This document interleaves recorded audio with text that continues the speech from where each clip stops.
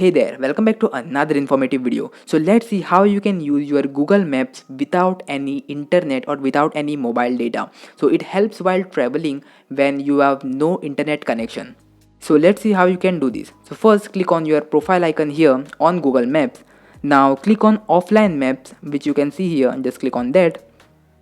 And now click on the option that says select your own map. That is the first option.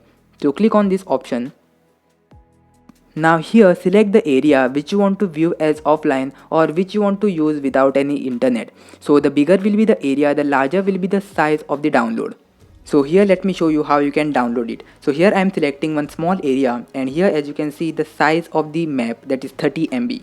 Now click on download option and again click on download to download the map. So here as you can see my maps has been downloaded and you can view it offline.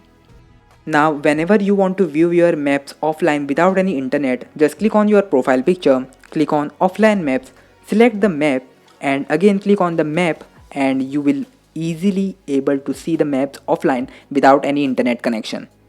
And that's how you can use your Google Maps without any internet. And I hope this video was helpful for you. Make sure to like and subscribe, and I'll meet you guys in the next video. Thank you for watching.